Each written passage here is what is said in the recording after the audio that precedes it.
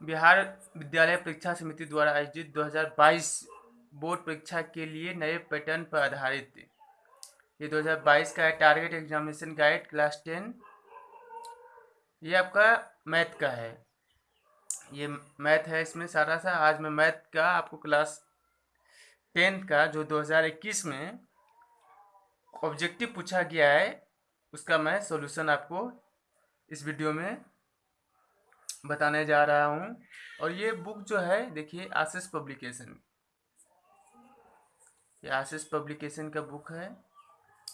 इसमें model set भी है और फिर ये 50% ऑब्जेक्टिव आपका आता है क्लास 10 के एग्ज़ाम में। तो इसमें फर्स्ट जो है हम लोग इसका सारा ऑब्जेक्टिव मैं इस वीडियो में अपलोड करूंगा, लेकिन सबसे पहले जो है बोर्ड परीक्षा 2021 का ये जो प्रश्न पत्र है प्रथम पाली में जो पूछा गया था, 2 पाली का एग्ज़ाम होता है। और ये देखिए यहाँ पे कंटेंट है और यहाँ पे प्रथम पाली का ये जो है ऑब्जेक्टिव 100 ऑब्जेक्टिव रहते हैं, उस ऑब्जेक्टिव को हम लोग सॉल्व करेंगे।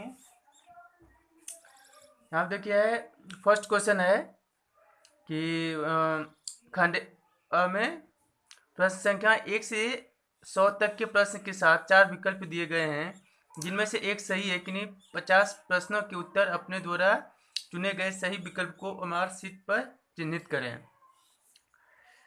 तो एक अंक का होता है ये। फर्स्ट क्वेश्चन है यदि द्विघात समीकरण x square plus b x equal to c, ये जहाँ 0 नहीं है, के मूल अल्फा और बीटा हो तो अल्फा प्लस बीटा क्या होंगे। तो आपका यहाँ पे आंसर जो हो जाएगा, आपका यहाँ पे आंसर हो जाएगा इसका ए माइनस बी बाय ए। इसका आंसर क्या हो जाएगा आपका, इसका आंसर हो जाएगा आपका ए।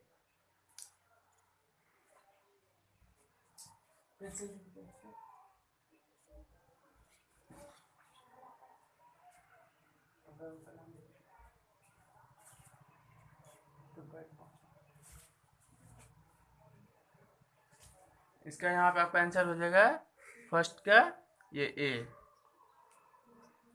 फर्स्ट का आंसर क्या हो जाएगा आपका ए। और ये सेकेंड है यदि समीकरण 3x square minus 10x plus 3 equal to 0 का मूल, यहाँ पे मूल था 1/3 है, तो दूसरा मूल क्या होगा।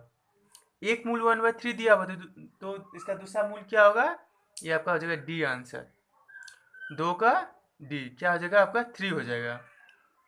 और तीसरा क्वेश्चन है कि इसको मैं थोड़ा जूम करता हूँ। तीसरा क्वेश्चन है यदि द्विघात समीकरण, इसको द्विघात क्योंकि ये पावर 2 है, इसको द्विघात कहते हैं कि 9x square plus 6kx plus 4 equal 0 का मूल वास्तविक एवं समान हो तो k का मान होगा। तो k का मान क्या होगा, यदि मूल वास्तविक एवं समान हो तो k का मान क्या होगा आपका, इसका हो जाएगा 2 और -2 ये। तो 3 का हो जाएगा आपका सी फोर्थ में।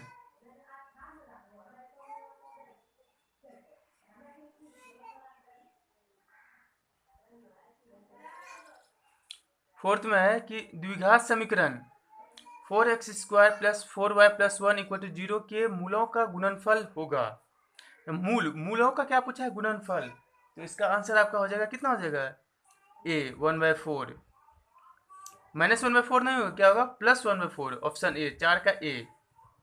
फिर पांचवा है यदि x प्लस 2 3x और 4x प्लस 1 समांतर श्रेणी में हो तो x का मान होगा।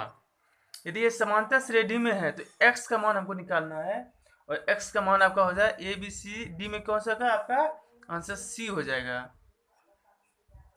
तो 5 का कौन सा हो गया आपका, 5 का आंसर आपका हो जाएगा सी। अब देखिए 6 नंबर में, 6 में है कि समांतर श्रेणी 0 है, -4 है, -8 है, -12 का सर्वा अंतर है, -4 -8 -12 का सर्वा अंतर क्या होगा इसमें से 0 होगा, 4 होगा, -4 होगा, 2 होगा, क्या होगा आपका C हो जाएगा। क्या होगा C, 6 का C -4। अब आगे चलते हैं क्वेश्चन नंबर 7। क्या है समांतर श्रेणी, इसमें भी समांतर श्रेणी है।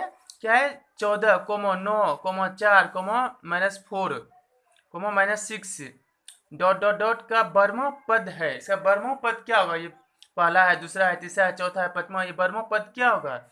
41 -41 40 36 में से कौन सा होगा आपका? बी होगा। क्या होगा? -41 होगा।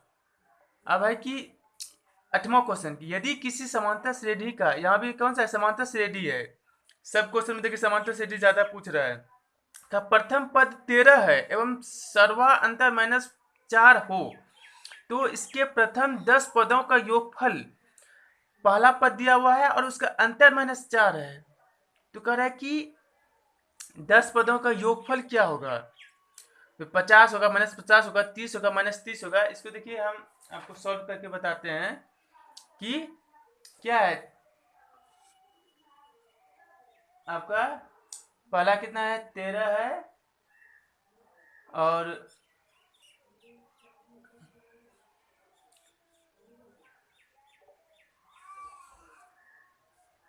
तेरह है, और अंतर क्या? -4 है।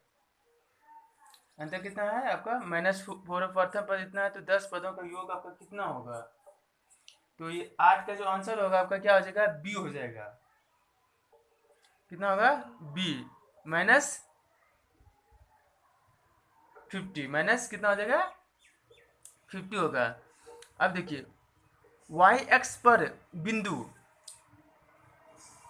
क्या है? वाई एक्स पर बिंदु है जिसकी जिसकी बिंदु 4,2 से दूरी 5 है। वाई एक्स पर बिंदु है, निम्नलिखित में कौन है? कौन सा होगा? वाई एक्स पर बिंदु है, जिसकी बिंदु 4,2 है से दूरी 5 है, तो निम्नलिखित में कौन सा होगा? -1 0 होगा, 0 -1 होगा, 2 -5 होगा, 3 और 5, ये इनमें से कौन सा होगा? तो आपका आंसर हो जाएगा 9 का क्या होगा? बी हो जाएगा। कौन सा होगा? 0 और 0, -4 हो जाएगा। 10 करते हैं। यदि R 5,6 कोई एक पॉइंट है, बिंदुओं ए 6,5 एवं बी 4, y को मिलाने वाली रेखाखंड ए बी का मध्य बिंदु है। ये क्या है? मध्य बिंदु है। तो y का मान आपको निकालना है। R A और B को मिलाने वाली रेखाखंड ए बी का मध्य बिंदु है, ए बी है, और ये इसका मध्य बिंदु कौन सा है? R है। तो y का मान आपको निकालना है कि क्या होगा। तो 5 होगा कि 7 होगा, 12 होगा कि 6 होगा, इनमें से कौन सा होगा आपका? 10 का भी हो जाएगा आपका बी। क्या हो जाएगा आपका? यहाँ पे बी हो जाएगा। अब देखिए 10 तक हो गया। अब आगे 10 का बी 11, 7, 3, 5, 8, 6, 10, 9, 12 का माध्यिका है। मतलब इस सब का बीच का माध्यिका एक फॉर्मूला है, उससे आपको माध्यिका निकालना है। तो उसमें कौन सा होगा? 7 होगा, 8 होगा, 7.5 होगा, इनमें से कोई नहीं होगा। इसको फटाफट आपको करना क्योंकि टाइम कम रहता है। तो 11 का आंसर क्या हो जाएगा? बी हो जाएगा। क्या होगा आपका? बी हो जाएगा। 11 का बी होगा। अब देखिए 12 में 9, 3, 4, 7, 2, 9, 6, 7, 9, 9 का बहुलक क्या है? क्या पूछा है? बहुलक। बहुलक क्या है? 2 होगा कि 3 होगा, 7 होगा, 9 होगा, क्या होगा? 12 का। 12 का आपका हो जाएगा डी। क्या होगा आपका? 12 का बहुलक आपका डी हो जाएगा। फिर है कि आपका देखिए 13, आपका कौन सा है? 13 है कि निम्नलिखित में कौन सी अभाज्य संख्या है? तो 27, 35, 13 और 56 अभाज्य और भाज्य संख्या आप लोग जानते हैं। तो अभाज्य इसमें से कौन सा हो जाएगा? 56 है, ये 13 है, ये 35 है, ये 27 होगा। तो 13 का क्या होगा? सी होगा। अभाज्य मतलब 13 का सी। अभाज्य मतलब हो जाता है कि आपका ये देखिए, ये कॉपी है, ये 13 है, 13 का क्या था? सी था। क्यों था? क्यों था? वहाँ 27 था, 13 था, 56 था, और एक था 35 था। जिसका एक ही फैक्टर हो, जिसका फैक्टर क्या है 1 और 13 है, इसका क्या 1 है 3 है 9 और 27, किससे किससे कटता है? 56 किससे कटेगा? 1 से कटेगा, 2 से कटेगा, 14 से कटेगा और बहुत है, खुद ये 56 से भी कटेगा। इसका आधा जो है 56 का 28 से कटेगा। और ये 35 किस 1 से कटेगा, 5 से कटेगा, 7 से कटेगा, 35 खुद से कटेगा। तो एक और खुद के अलावा दो से ज्यादा, जिसमें ये दो से ज्यादा है 1 2 3 4, तो ये नहीं होगा। 1 2 3 4 ये नहीं होगा। ये 1 2 3 4 ये नहीं होगा, यही होगा। ये क्या हो जाएगा तब? ये होगा भाज्य भाज्य भाज्य। ये क्या होगा? अभाज्य। इसलिए जो 13 होगा, 13 किस में है? सी में है। तो 13 का आंसर 13 ही होगा, जो सी है। 13 का आंसर 13, जो ऑप्शन सी है। 14 देखिए, यदि किसी बारंबारता सारणी का माध्य दिया हुआ कितना है 8.9 एवं माध्यिका भी है 9 हो कॉमा, तो बहुलक होगा। देखिए यहाँ भी बहुलक पूछा है, यहाँ भी बहुलक पूछा था, तो बहुलक पे भी क्वेश्चन आपका आ रहा है, माध्यिका पे भी आ रहा है। तो इससे आपको पता चलेगा कि 2022 का जो है ऑब्जेक्टिव, उसमें ज्यादा क्या पूछा जाएगा। तो देखिए माध्यिका ज्यादा पूछा जा रहा है, ये माध्यिका है, माध्यिका है, माध्यिका है, ये बहुलक। तो क्या होगा? 7.2 होगा, 8.2 होगा, 9.2 होगा, 10.2। कौन सा होगा इसमें? इसका फॉर्मूला होता है, ये आपका हो जाएगा। ये सब आपको फटाफट करना। 14 क्या हो जाएगा? सी हो जाएगा। 15 का देखिए, 19 और 25 का समांतर माध्य है। समांतर माध्य क्या होगा? 19 और 25 का समांतर माध्य 21 होगा, 22 होगा, 23 होगा, 24 होगा। क्या होगा आपका? ये आपका हो जाएगा कितना? 22 हो जाएगा। 15 का बी होगा। समांतर माध्य पूछा है, तो देखिए समांतर माध्य कैसे होगा? 25 में से 19 को जोड़िए, 25 10, 35 10, 45 में से देखिए हम आपको 15 का बता रहे हैं। समांतर ये 19 है, इसमें 22 को जोड़िए, दोनों जो सॉरी 25 है, तो 9 5 14, 2 3 1 4, 44। 2 से भागे। माध्य पूछा मतलब, माध्य पूछा मतलब बीच वाला, 2 से भाग देंगे तो 44 में 2 से भाग देंगे कितना होगा? 22। तो आपको 22 वाला आंसर होगा। क्या होगा? 15 का बी होगा।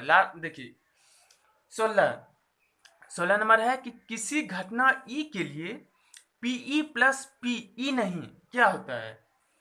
कोई एक घटना हुआ है जिसमें पीई है प्लस पीई, मतलब ई नहीं है, एक ई है एक ई नहीं होगा, तो 0 होगा, 1 होगा, 1/2 होगा, -1 होगा। कौन सा होगा आपका?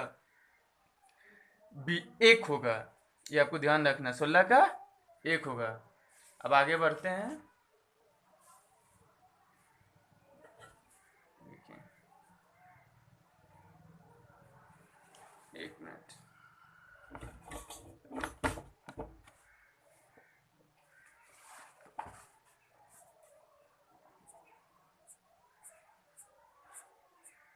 देखिए 17 से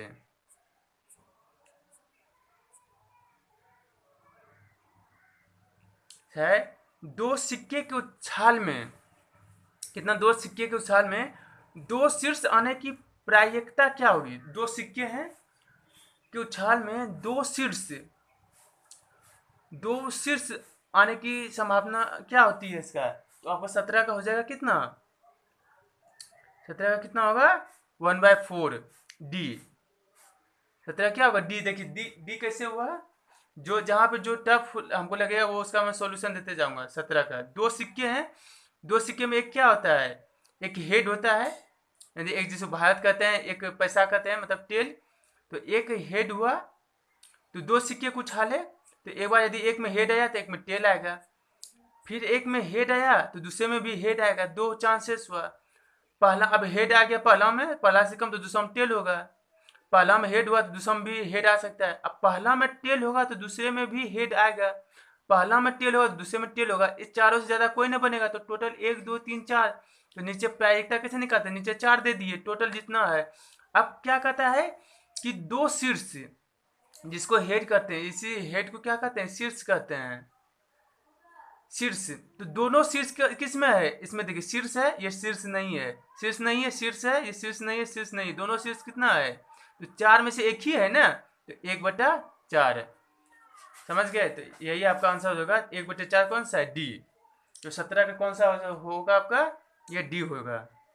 अब 18 में, यदि किसी ऊर्ध्वाधर स्तंभ की ऊंचाई जमीन पर उस स्तंभ की छाया की लंबाई की √3 गुनी है तो सूरज का उन्न कौन होगा।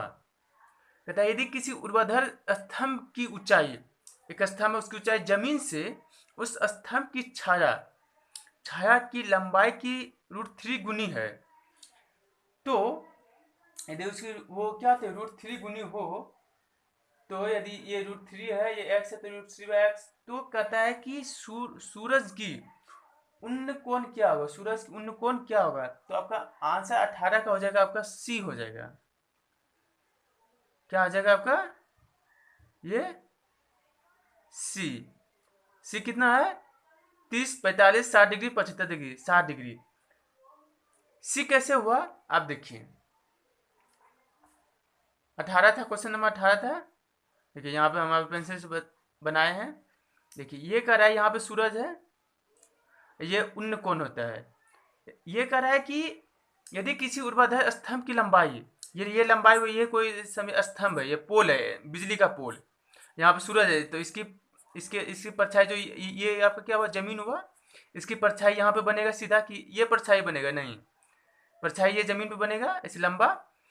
तो कहता है कि जमीन पे उस स्तंभ की छाया की लंबाई की ये छाया यदि ये x है, छाया क्या है, छाया ये x है तो जितना छाया की लंबाई है उसके √3/x इसकी लंबाई है। तो ये एंगल निकालना है तो सीधा ये एंगल यदि थीटा मान लीजिए तो यहाँ पे ये क्या होता है, कर्ण होता है, ये आपका क्या होता है ऊंचाई होता है, ये आपका क्या होता है आधार होता है ना। तो ऊंचाई पता है, आधार पता है, तो कौन सा लगाएंगे, sine cos sec cosec tan या कॉट टेन लगाएंगे। तो टेन थीटा क्या होता है ऊंचाई बटे आधार, यह नहीं होता है ऊंचाई बटे आधार। ऊंचाई कितना है √3/x, आधार कितना x, ये दोनों कट गया तो कितना बचा √3। तो टेन थीटा बराबर √3, तो √3 कब आता है टेन थीटा जब, तो यहाँ से टेन कितने पे √3 का मान आता है, टेन 60 डिग्री पे ना √3 आता है, तो एंगल कौन सा होगा 60 हो जाएगा, टेन 60 का ही मान होता है √3, तो यहाँ पर आंसर क्या हो जाएगा आपका 60 हो जाएगा, 8 का सी। अब देखिए 19 का देखिए 19 है, यदि ए और बी क्या है अभाज्य संख्या है तो लघुत्तम समवर्त ए बी होगा, दोनों अभाज्य है, दोनों का लघुत्तम क्या हो जाएगा आपका 19 का हो जाएगा सी। क्या होगा 19 का सी होगा, क्यों होगा कि दोनों अभाज्य संख्या है। देखिए एग्जांपल समझाते हैं 19 का, दो अभाज्य संख्या आप लीजिए जैसे कि 3 और 5, क्योंकि 3 का भी क्या है ये 1 से कटेगा और 3 से कटेगा, 5 भी अभाज्य मतलब जिसका दो ही ये फैक्टर हो, मतलब काटने वाला हो, एक तो सभी संख्याओं को काटता है, 3 एक खुद अपने आप को ये काटेगा, ये कितना है 5 है, इसका भी एक होगा, एक 5 होगा, ये दोनों अभाज्य संख्या है। तो इसका लघुत्तम क्या हो जाएगा, तो 3 गुना ऐसे लघुत्तम निकालते हैं 3,5, ये 3 से खाएगा एक बार में, ये 5 उतरा, ये 5 से खाएगा एक, ऐसे हुआ तो कितना हो जाएगा 3 गुना 5, 1 गुना 1, तो 5 या 15, तो क्या होगा ये दोनों संख्या का गुना 3 और 5 का निकालना है, दोनों अभाज्य है, तो क्या होता है 3 गुना 5 हो जाएगा, 5 या 15 होता है ना, 5 या 15। तो यदि ए और बी है दोनों अभाज्य है तो क्या होगा ए बी, यहाँ बीच में गुना होता है इसको लिखा नहीं जाता है, तो ए और बी हो जाएगा आपका, वही आंसर क्या हो जाएगा आपका सी हो जाएगा। 20 देखिए, जो हमको थर्ड टफ लगेगा वो उसका सॉल्यूशन मैं बताते जाऊंगा। अब देखिए 20, निम्नलिखित में से कौन किसी घटना की प्रायिकता नहीं हो सकती, कौन है किसी घटना की प्रायिकता नहीं हो सकती, 1/3, 0.0.3, 33% प्रतिशत जिसको कहते हैं, और डी में क्या है 7/6। तो कौन सा नहीं हो सकता, ये कैसे पहचानेंगे कि ये देखिए यहाँ से ज़्यादा क्वेश्चन पूछा जा रहा है प्रायिकता से आपका, और एक अभाज्य से भी पूछा जा रहा है। तो ये प्रायिकता कौन सा नहीं हो सकता है, तो इसका आंसर आपको जानता है क्या होगा?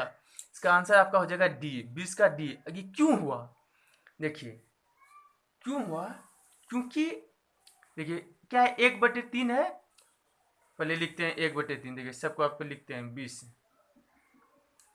1/3, फिर क्या है 0.3, जिसको हम लिख सकते हैं दशमलव उड़ाएंगे तो 10, तो 3/10। फिर क्या था, 33% था, 33%, इसको क्या लिख सकते हैं 33/100। वो क्या था 7/6। अब देखिए ये क्या है, एक से छोटा है, ये भी एक से छोटा है, ये भी एक से छोटा है, लेकिन ये एक से बड़ा है। तो एक से यदि बड़ा होगा तो ये प्रायिकता नहीं होगा। इसीलिए ये आंसर हुआ कि कौन सा नहीं होगा, ये नहीं होगा। कौन सा होगा, ये तीनों होगा, क्योंकि ये एक से छोटा है। कैसे एक से, ये एक से बड़ा है, देखिए एक में 7/6 को घटाइए, देखिए ये आपका घटाइए, ये 6 हुआ एलसीएम, 6 - 7, ये क्या हुआ -1/6, ये माइनस में आ गया, ये क्या हुआ माइनस में आ गया, तो ये नहीं होगा इसमें। देखिए क्योंकि अब देखिए डायरेक्ट कैसे पता है कौन छोटा है, एक से बड़ा है, नीचे वाला यदि बड़ा हुआ ऊपर से तो ये एक से छोटा होगा। देखिए ये 3 है, ये 10 है, नीचे वाला बड़ा है, ये एक से छोटा है। ये 33, ये 100, तो नीचे वाला बड़ा है ऊपर से, तो ये एक से छोटा है। 1 और 3 में 3 बड़ा है एक से, तो नीचे वाला बड़ा है, तो ये एक से छोटा है। लेकिन यहाँ क्या है 7 और 6 है, तो नीचे वाला ऊपर से छोटा हो गया, तो ये भी एक से छोटा हो गया। देखिए ये अब ये तीनों एक से क्यों छोटा है, देखिए एक किसी एक को हम बताते हैं, इसको बताते हैं। वो एक में इसको इसको ये कीजिए, माइनस कीजिए, घटाइए, यहाँ नहीं कुछ है, एक है। यहाँ देखिए यहाँ 10 हुआ, 10 में से 3 को घटाएंगे, कितना हुआ 10 में 3 7/10, यहाँ क्या माइनस आया, नहीं आया, तो ये एक से छोटा है। इसी तरह ये तीनों एक से छोटा है, तो आंसर क्या हो जाएगा आपका, ये हो जाएगा। 21 में देखिए समीकरण समीकरण 7x² - 12x + 18 = 0, ये समीकरण है आपका के मूलों के योग। फिर देखिए मूल आ गया आपका, मूलों के योग बराबर इसमें पूछा जा रहा है। तो इससे आपको ये ध्यान में रहना चाहिए कि 22 में जो ऑब्जेक्टिव आएगा उसमें से किस चैप्टर से ज़्यादा आएगा। तो ये समीकरण से ज़्यादा आपका क्वेश्चन आ रहा है, वो भी मूलों के योग एवं मूलों के गुणनफल का अनुपात। तो ये योग वाला फॉर्मूला आपको याद करके जाना है कि मूलों का योग कैसे निकालते हैं, गुणनफल कैसे निकालते हैं, और जो कि आपको फटाफट करने आना चाहिए। तो मूलों के योग और मूलों के गुणनफल का अनुपात होगा, ये क्या हो जाएगा 21 का, आपका 21 का आंसर हो जाएगा कौन सा, डी। क्या हो जाएगा आपका, डी हो जाएगा। 22 यदि द्विघात समीकरण, फिर देखिए समीकरण आया है, एक x² रहा था यहाँ भी, प्लस bx + c = 0 के मूल, फिर देखिए मूल का आ गया, मैं मूल ज्यादा पूछ रहा है, बराबर हो, तो c का मान, यदि ये मूल बराबर है तो कह रहा है कि c उस समय क्या होगा, तो c का मान आपका हो जाएगा 22 का d। 22 का क्या होगा आपका d, b²/4a। ये फॉर्मूला आप पढ़े होंगे, यदि मूल बराबर क्या होता है b², ये b का स्क्वायर नीचे 4 और ये a क्या आगे वाला, तो आपका ये आंसर हो जाएगा डी 22 का।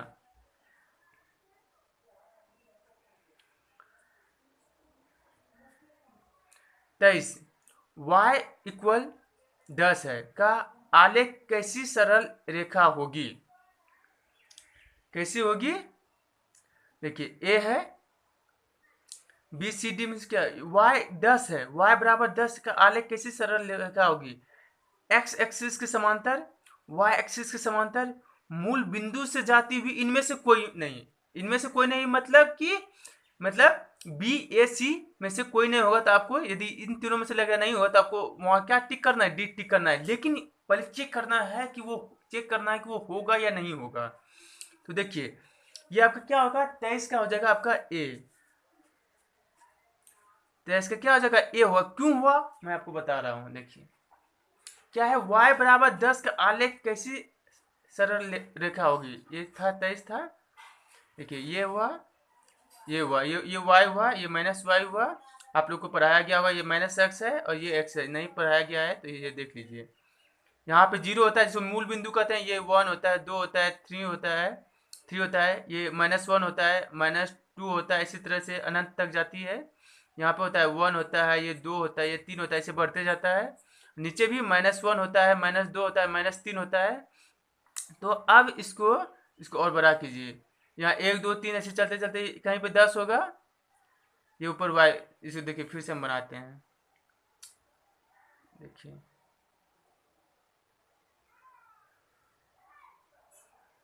देखिए ये 0 1 2 3 4 5 6 7 8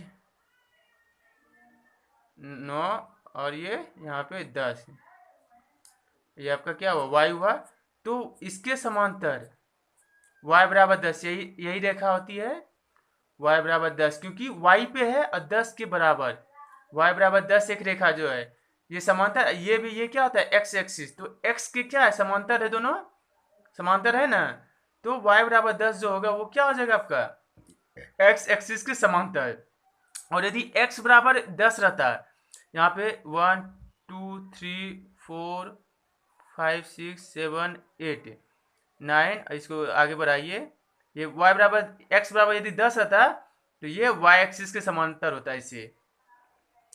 तो ये पूछा क्या, हो सकता है कि अगले बार ये पूछ दे, इसलिए मैं आपको बता दिया, यदि x बराबर 10 रहेगा तो ये y के समांतर होगा। देखिए ये y है, ये समांतर हुआ, y बराबर 10 रहा या कुछ भी रहा, 10 1 2 3 कुछ भी रहा, तो वो x के समांतर होगा, नाम उल्टा हो जाता है, y बराबर 10 है तो x के समांतर, और x बराबर 10 है तो y के समांतर। तो वैसे ही हो सकता है यहाँ पे x करके पूछ दे, तो वहां पे यहाँ क्या हो जाएगा, y के, उसका आंसर तब हो जाएगा y एक्सिस के समांतर।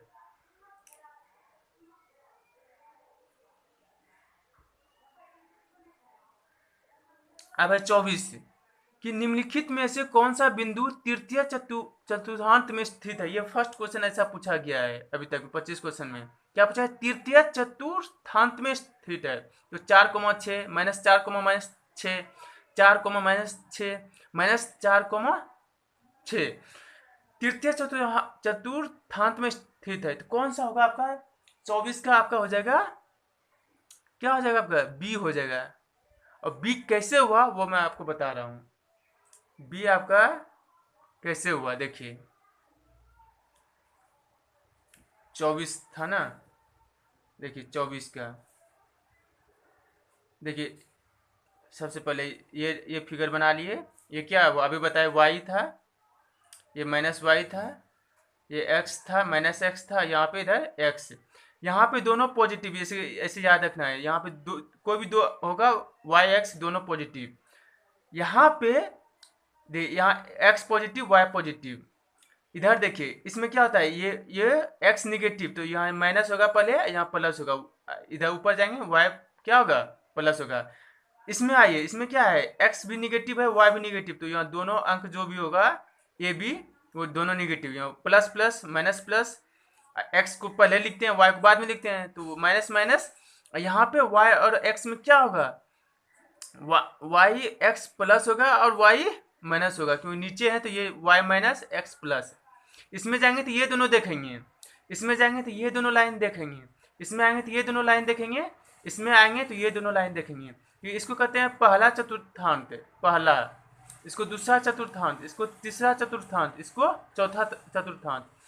तो अब देखिए 24 में क्या कहा गया है कि कौन सा बिंदु जो है तृतीय तृतीय चतुर्थांत, तो तृतीय कौन सा, ये है, तो इसका दोनों माइनस होना चाहिए, तो दोनों माइनस किस में है, 24 का, देखिए ये दोनों प्लस है, यहाँ माइनस माइनस है, इसको छोड़िए अभी क्योंकि बी आंसर ही है, यहाँ 1 माइनस 1 प्लस है, यहाँ ए प्लस है 4 और ये -6 है, यहाँ क्या -4 और -6, यहाँ क्या बोले हम, दोनों माइनस होगा तो वही तृतीय में होगा। अब पूछा क्या है, तृतीय में, हो सकता है अगले बार यहाँ द्वितीय पूछ दे, चतुर्थ पूछ दे, तो ये आपको फार्मूला, ये फार्मूला नहीं है, ये ट्रिक है कि दोनों माइनस रहा तो तृतीय, दोनों प्लस रहा तो पहला, अब पहला minus x minus y plus रहा तो दूसरा में, और x प्लस रहा y निगेटिव रहा तो चौथा में।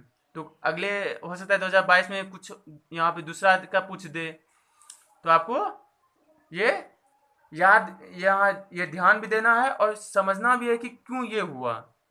चलिए 25, यदि समांतर श्रेणी का प्रथम पद ए है। देखिए समांतर श्रेणी का भी बहुत क्वेश्चन पूछ रहा है, इसका फॉर्मूला आपको इस क्वेश्चन को ज़्यादा आपको करना है। का प्रथम पद ए है और सर्वा अंतर डी हो, तो इसके प्रथम n पदों का योगफल क्या होगा। ये क्वेश्चन पहले भी आ गया, अंतर कितना है डी है, तो इसका योगफल क्या होगा 25 का, 25 का आपका क्या हो जाएगा, आपका 25 का सी हो जाएगा। क्या होगा आपका सी होगा, n बटे, ये फॉर्मूला आपको याद रखना है, 2a plus n minus 1d और n/2, 25 का ये आपका सी, ये तो फॉर्मूला है, फॉर्मूला आपको याद रखना है। तो ये क्वेश्चन ज़्यादा इसमें पूछा गया है। तो आज 25 तक ही रखते हैं, फिर आगे हम लोग 25 से 50 करेंगे, वैसे ही कंप्लीट 100 करेंगे, प्रथम पाली का भी और दूसरे पाली का भी। 2021 का सारा क्वेश्चन हम लोग करने के बाद फिर इसका मॉडल में जो ऑब्जेक्टिव पूछा गया है वो भी मैं सॉल्व करवाऊंगा। ये बुक है आपका कौन सा, आशीष पब्लिकेशन का। ये बुक जो है आपका कौन सा है, आशीष पब्लिकेशन का। सारा ऑब्जेक्टिव मैं सॉल्व करवाऊंगा धीरे धीरे।